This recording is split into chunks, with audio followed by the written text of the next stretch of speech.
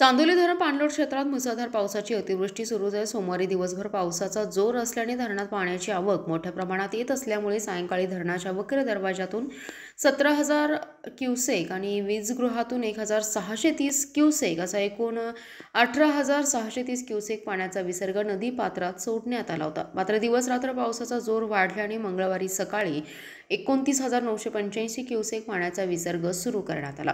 परिणामी वारणा नदीकाठावरील पिके पाण्यात गेल्याने पूरस्थिती निर्माण झाली।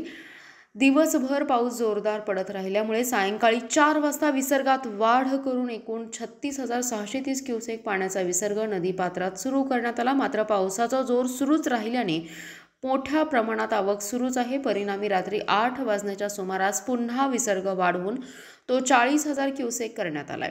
शिराळा व कोल्हापूर जिल्ह्यातील शाहूवाडी तालुक्यांना जोडणारे आरळा, शित्तूर व चरणसोंडोली पूल पाण्याखाली गेलेत। आरळा येथील मुख्य रस्त्यावरील दुकानात पाणी शिरले, त्यामुळे सर्वत्र पूरस्थिती निर्माण झाली आहे।